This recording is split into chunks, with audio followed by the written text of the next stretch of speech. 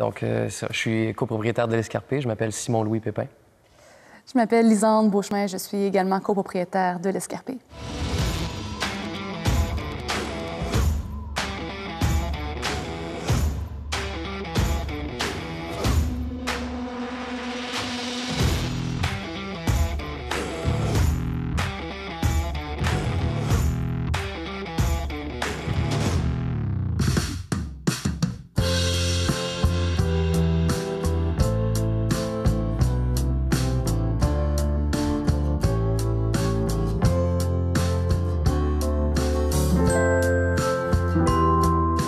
L'Escarpé, c'est un centre d'escalade de bloc, donc très différent du centre d'escalade encordé, du fait qu'on n'est pas attaché et les parois sont beaucoup moins hautes. Donc, on n'a pas besoin de l'équipement standard, par exemple la corde, l'harnais, ainsi de suite.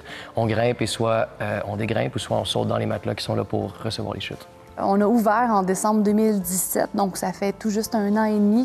Au début, on a évidemment, comme tout le monde, passé à travers la rédaction du plan d'affaires, développé un peu aussi notre idée, comment on allait mettre ça en marché. Donc le projet a commencé, je dirais, en 2016, janvier 2016. Ça a pris un bon 1 an et demi, 2 ans de préparation avant que ça commence. Hein. Voilà.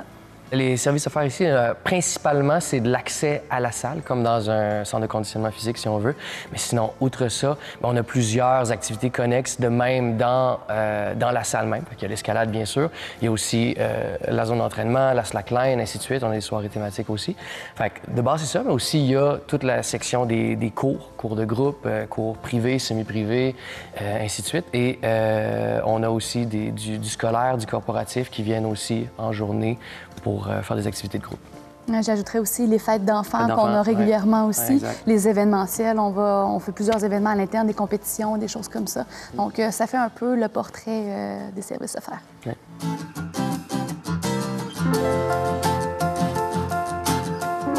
J'ai parlé un petit peu de ce que c'était l'escalade de bloc tantôt par rapport à l'escalade de corde. Ce qui arrive avec le bloc, c'est que c'est vraiment, vraiment accessible. Pour s'initier au sport, c'est une très belle introduction parce qu'il n'y a pas d'éléments, il n'y a pas de barrière en arrivant ici. Tu as juste besoin de tes souliers, tu as besoin d'une courte formation pour pouvoir commencer, puis ensuite, ben, tu es déjà autonome dans ta pratique. Fait que t'as pas besoin... souvent, ça rebute les gens de dire « Ah, ben là, il faut que je prenne la formation. J'en ai pour un bon moment pour savoir comment me préparer. Ensuite, il faut que je m'équipe avec tout mon matériel. » Fait que c'est des freins qui fait que le bloc, ça va bien. Puis une autre affaire aussi avec le bloc, c'est que t'es pas longtemps sur le mur. Vu que les parois sont plus courtes, t'es peut-être en moyenne une vingtaine, une trentaine de secondes, fait que plus ou moins ça. Fait que tu peux être en gang, tu peux te donner du feedback immédiat. Le monde s'entraide vraiment plus avec ça. Le monde passe dans le coin. Hey, j'ai vu que tu as fait ça comme ça. Moi, je l'aurais peut-être fait de telle façon. Fait que c'est vraiment convivial aussi de cette façon-là. Avant, c'était vraiment limité à des gens qui étaient déjà initiés.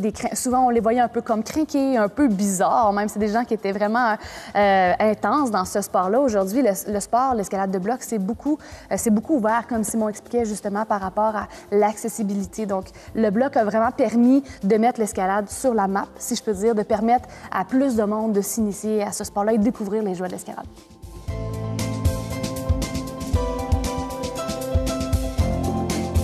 Ça s'adresse pas mal à tout le monde, en fait. T'sais, ici, on a de tous les âges, fait que de jeunes à plus vieux, de débutants à avancés. Il y en a de tous les niveaux. Pour sûr, notre clientèle principale, là, en général, entre 15 et 35 ans. Mais de là, on sort aussi de ça. C'est sûr que la majeure partie, c'est de là un petit peu plus. Fait que, c'est tous ceux qui veulent une activité pour bouger, pour se remettre en forme, pour se dépasser. Un peu tout ça, justement. En fait, nos plus jeunes grimpeurs auraient peut-être 5-6 ans pour donner un approximatif. Puis nos plus seniors, si on peut dire, sont dans la soixantaine, donc des gens déjà sportifs qui veulent ajouter un autre sport à leur éventail. Donc, ça permet de compléter... Ou qui grimpaient déjà. Oui, exactement, exactement.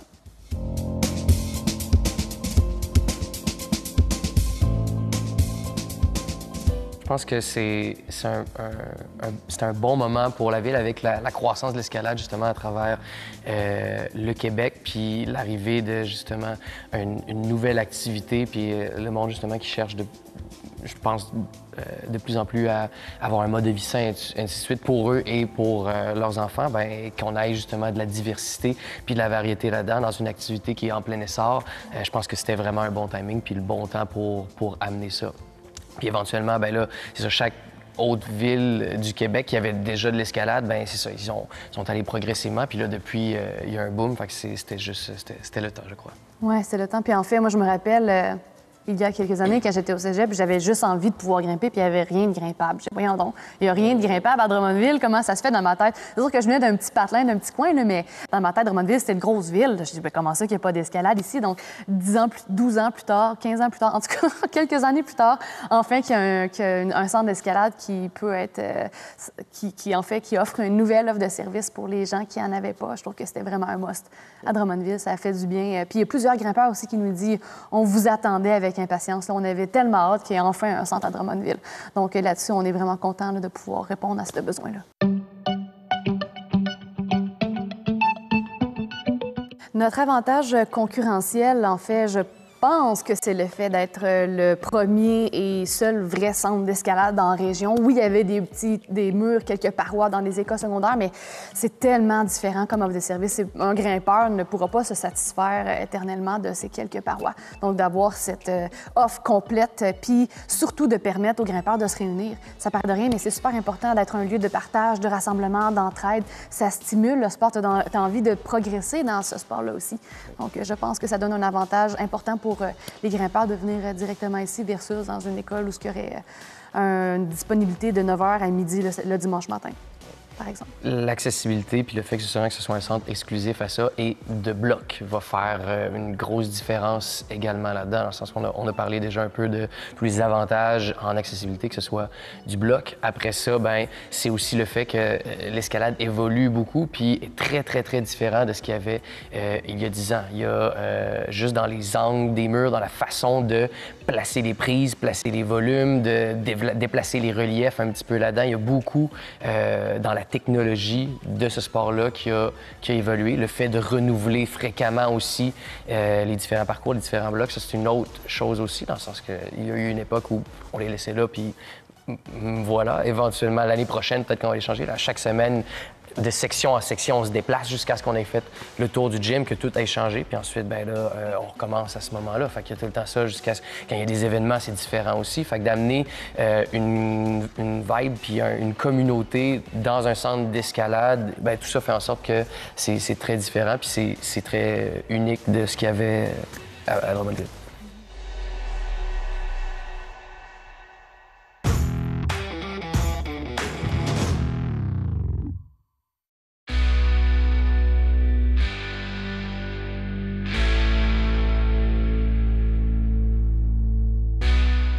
La chose qui nous rendrait peut-être le plus fiers serait de voir tous ces grimpeurs qui se sont réunis un peu grâce à l'Escarpé, qui ne savaient pas, qui connaissaient, qu'il y avait d'autres grimpeurs dans le coin qui auraient aimé ça, puis qui ont trouvé un lieu de partage, un lieu d'échange, qui ont pu justement graviter puis partager cette passion-là à d'autres personnes aussi. Donc, c'est quelque chose qu'on aime beaucoup puis qui nous rend aussi très fiers, évidemment. Pour ma part, c'est beaucoup de pouvoir offrir une activité qui était pas là avant. Fait que, tu sais, de pouvoir faire bouger plus de monde pour que le monde puisse avoir une autre option s'il fit peut-être un peu moins dans le cadre ou si, même s'il fit dans le cadre des sports traditionnels, de dire « Hey, moi, je pense que c'est ça que je voudrais faire le plus. Bon, ben parfait, j'ai de quoi, j'ai d'autres options pour pouvoir bouger. » Fait que j'ai l'impression qu'on met plus de monde, justement, qui trouvent leur compte, qui trouvent leur dada un peu là-dedans. Et avec tout ça, ben tu sais, c'est vraiment un beau sport puis une belle activité où il y a tellement de belles affaires là-dedans, du dépassement de soi, justement. Puis c'est vraiment cool de voir le monde progresser là-dedans, d'arriver là, d'être fier, de vivre des sensations fortes aussi, de dire « Hey, c'est là, j'étais sûr que je réussirais pas. Finalement, j'ai réussi. » Puis en faisant les parcours, en faisant les problèmes qu'il y a ici, en faisant les blocs, bien, je peux vraiment être aux premières loges en donnant les cours aussi. Je vois la progression des gens, puis je vois leur mindset, leur esprit changer, découvrir une activité, puis ça, c'est du bonbon.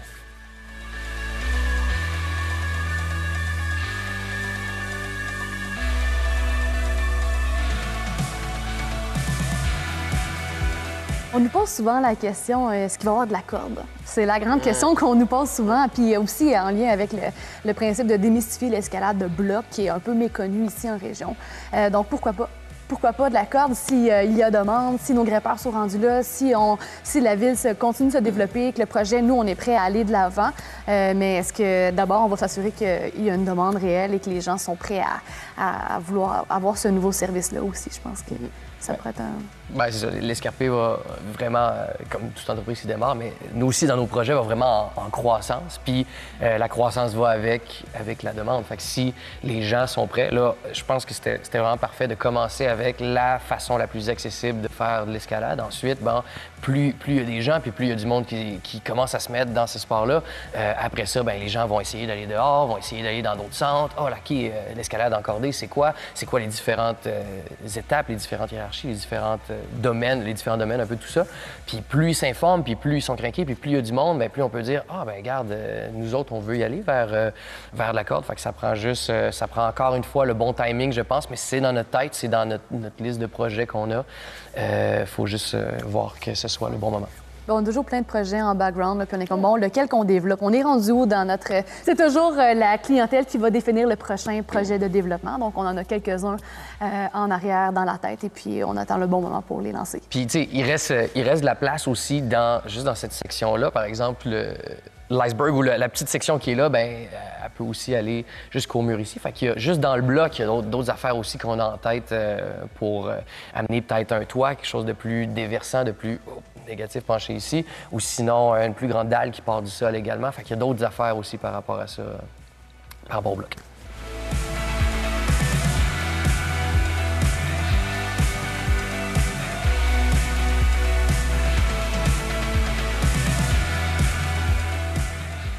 Je me décrirais comme une personne qui va beaucoup au-devant, une personne qui va être facilement allée vers les gens, une personne qui va être à l'aise aussi de parler de l'entreprise facilement. Et puis, je suis une personne qui va avoir une bonne rigueur dans le sens de l'organisation, la planification, la gestion. Je suis beaucoup plus là-dedans. Simon, je pense que tu me complètes parfaitement bien. Moi, je serais plus sur les petits détails, un peu la minutie, la perfection. Après ça, ce serait aussi au niveau de l'enseignement et du développement. Fait que je pense que j'ai plusieurs idées, justement, puis je me tiens beaucoup au courant de ce qui se passe dans le domaine pour pouvoir faire évoluer tout ça. Fait que c'est plus mes parties. Oui, à deux, on forme un tout. Ouais. Quelqu'un qui veut se partir en affaires, moi, je pense que c'est d'aller prendre de l'expérience dans son réseau, d'élargir son réseau, puis tu sais, chaque personne a ses forces et ses faiblesses, puis c'est de s'outiller dans les domaines qu'on connaît le moins, puis de voir est-ce que ça vaut la peine que moi, j'apprenne à faire ça, ou il y a quelqu'un qui va tout le temps me sauver du temps à faire ça, puis de choisir un peu son équipe, de se diversifier aussi là-dedans en fonction de ses besoins, et de quelqu'un qui veut se partir en affaires, de vraiment bien connaître de poser des questions avec des gens qui ont de l'expérience, justement, et de visualiser comment va être l'entreprise. Il y a tout le temps, plus on est prêt, puis plus on peut répondre aux petites affaires qui arrivent quand elles arrivent. Au début, on pense que « Ah ouais, ben je pense que j'ai tout fait, j'ai tout couvert, s'il arrive ça, ça va. » Puis finalement, on se fait tout le temps surprendre aussi. Fait que plus on est informé, puis plus on sait les affaires, puis plus on va voir, puis on pose des questions, puis on s'informe. Fait que plus on en parle, puis mieux on est outillé aussi là-dedans.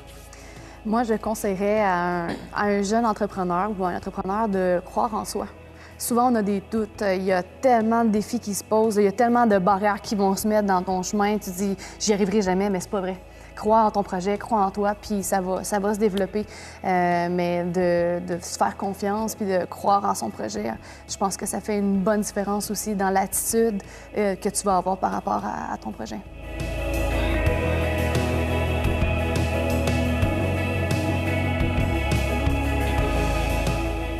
Message qu'on veut qu'ils retiennent le plus, ben, ça va peut-être se répéter de ce qu'on a déjà dit, mais ce projet-là, il est vraiment impressionnant pour plein de raisons. Puis nous, on croit justement fondamentalement à l'escarpé, à l'escalade puis au développement de ce sport-là. Puis ensuite, ben, je trouve ça vraiment cool que le monde ait pu se rejoindre là-dedans puis trouver une activité qu'il n'y avait pas, qui avait justement un besoin un peu là-dedans. Puis hey, on avait donc hâte que ça arrive puis qu'il y ait une gang ici qui sont tellement contents. Puis il y a de plus en plus de nouvelles personnes. Justement, à chaque jour, il y a des nouveaux qui viennent essayer puis qui y trouvent leur compte, qui disent « Hey, comment ça qu'il n'y avait pas ça avant? Voyons donc. » Puis tout ça. Fait que c'est un peu la beauté de tout ça, puis que ça gagne vraiment à être connu, finalement. Ouais. Moi, je dirais aux gens de oser. Souvent, on va se mettre « Ah, j'ai peur. Ah, ils vont me juger. Ah, c'est intimidant. » Ben non. Ben non. On est là pour guider les gens, pour initier, pour encadrer, pour vous guider dans vos débuts. On est vraiment là, puis on sert à ça. Puis il faut juste dire, ben est-ce que tu as envie de le faire? Est-ce que tu as envie d'avoir du fun? Puis est-ce que tu as envie de te lancer un nouveau défi? Est-ce que tu as envie de te challenger personnellement, de relever de repousser tes limites? Ben nous, on est là pour guider les gens à réussir à faire ces défis-là. Et puis, il faut juste oser. Il faut juste l'essayer une fois, puis après ça, on a une bien meilleure idée de qu'est-ce que c'est réellement. Puis c'est beaucoup plus accessible qu'on le pense réellement. On se met beaucoup de barrières, on se met beaucoup de craintes, mais dans les faits, c'est accessible pas mal à tout le monde. Oui, exact.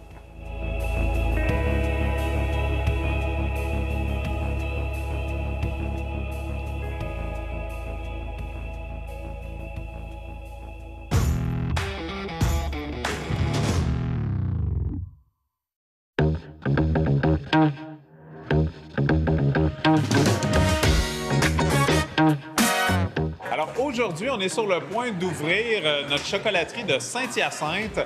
On est très heureux. On arrive en plus avec toute notre offre de Pâques pour les gens de Saint-Hyacinthe. Ça faisait des années qu'on voulait ouvrir ici, mais il fallait le bon endroit, les bons partenaires. Et là, on a réussi à réunir tout ça, puis on ouvre enfin aujourd'hui. Une ouverture de Chocolat Favori, en fait, ça demande des semaines et des semaines de préparation. Juste la formation de toute l'équipe, la préparation du magasin pour que ce soit impeccable. Et pour nous, une journée d'ouverture, c'est toujours une occasion de fêter.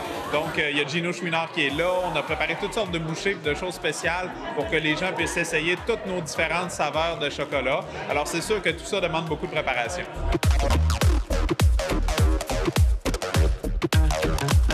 Bien, Saint-Hyacinthe, parce qu'on se le faisait demander beaucoup. Moi, déjà, il y a quelques années, j'étais en conférence ici, puis les gens, à la fin de ma conférence, me harcelaient pour dire quand est-ce qu'on en a un à Saint-Hyacinthe. Puis je pense que ce qu'on amène, nous, c'est vraiment une destination dessert comme il n'y en existe pas d'autres. Puis avec une proposition de cadeaux chocolatés absolument extraordinaire. On a sorti énormément de nouveautés dans les derniers mois. On va également sortir notre nouveau menu d'été dans quelques semaines à peine avec des choses sur le menu qui sont disponibles nulle part au Québec actuellement. Donc, on a très, très hâte de proposer ça aux gens de Saint-Hyacinthe. J'ai dû recevoir de la part des gens de Saint-Hyacinthe 4 à 5 messages par mois depuis les 5 dernières années. Allez-vous ouvrir un jour à Saint-Hyacinthe? Quand on a ouvert à Saint-Hilaire, pas très loin d'ici, les gens me disaient « T'aurais donc dû te rendre jusqu'à Saint-Hyacinthe? » Alors, et dans la dernière année et demie, là, j'ai dû recevoir, je dirais, une bonne centaine de messages de gens qui disaient « Ça en prend un à Saint-Hyacinthe, s'il vous plaît. » Ils ont su que ça s'en venait, alors ils m'ont dit « Ça va être où à Saint-Hyacinthe? » Puis là, c'est quand à Saint-Hyacinthe? Alors, c'est maintenant, on est là juste avant Pâques en plus cette année, enfin. Chaque ville où on ouvre un chocolat favori, il y a toujours beaucoup d'engouement, il y a toujours un plaisir. Là, il va y avoir des centaines de familles qui vont venir ici dorénavant. Ce qui est chouette, c'est qu'il y a plein de beaux commerces autour maintenant. C'est beau le coin ici, là. C'est bien développé. Et Chocolat Favori vient souvent teinter un peu le quartier par l'ambiance familiale, la magie. Les gens vont marcher dehors avec leur cornet de crème glacée. Ça fait ça dans chacune des places où on va. C'est ça, la magie de Chocolat Favori. Ça se passe à l'intérieur, mais aussi autour du commerce. Puis les gens le ressentent généralement d'habitude. Puis ça nous fait tellement plaisir en plus. C'est vraiment notre désir sincère d'amener du bonheur chez les gens. Tout le monde ici aujourd'hui met les bouchées doubles pour que les gens aient du plaisir. Moi, je dis toujours à mon personnel, ce qui est important, les gens vont venir, ils vont être déjà de bonne humeur quand ils vont arriver. Votre défi, c'est de les rendre encore plus heureux, de leur faire vivre quelque chose d'exceptionnel. Puis tout ce qui est possible de faire avec du chocolat, essentiellement, on va essayer de le faire, on va essayer de vous offrir un moment magique. Puis je pense que ça, les clients le ressentent, c'est ce qui fait qu'on est si spécial, peut-être.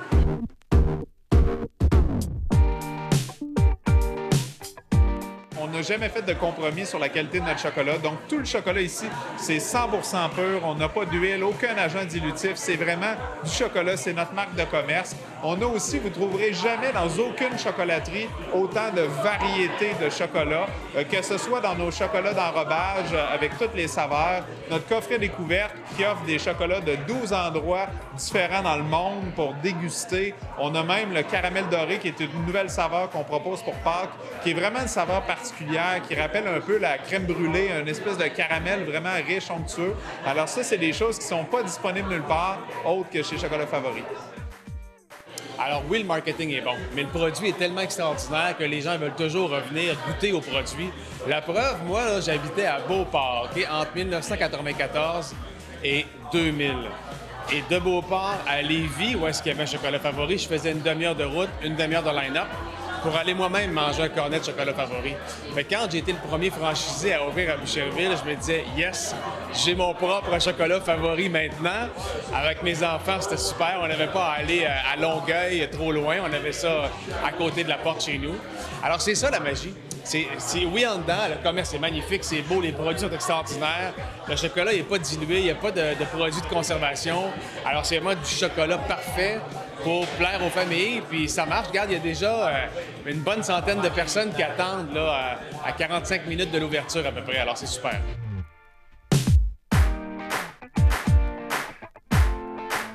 Nous, c'est vraiment une culture chez nous d'innover, de toujours arriver avec des nouveautés et se réinventer à chaque fête, à chaque saison.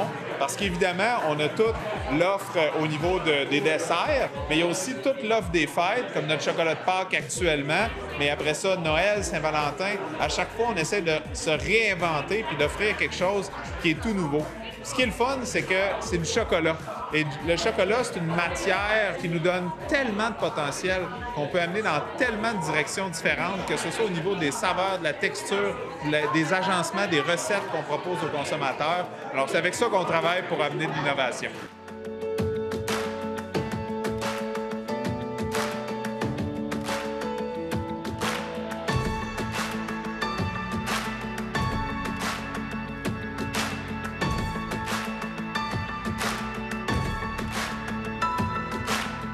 J'aime les affaires, mais pas n'importe quoi. Comme j'étais déjà client puis je connaissais la beauté du commerce puis la qualité du commerce, bien, c'est pour ça que je suis intéressé au Chocolat Favori.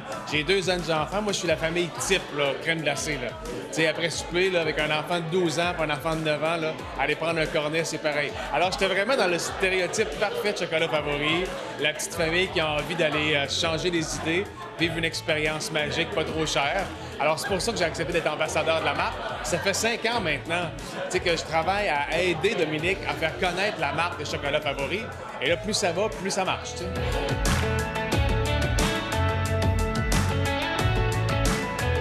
Moi, en tant qu'entrepreneur, je pense que, écoute, je me décris comme quelqu'un de passionné, quelqu'un qui a une vision claire. Moi, mon objectif, c'est de conquérir le monde.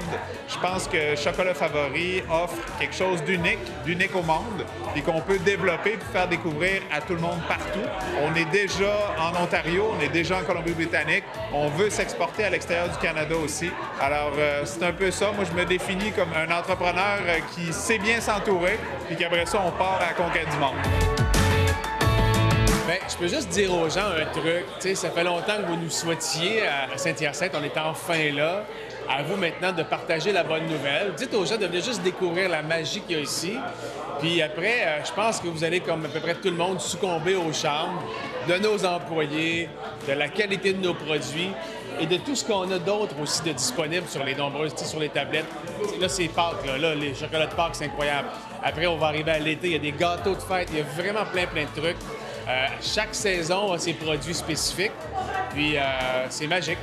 À vous de venir faire partie du beau voyage de magie.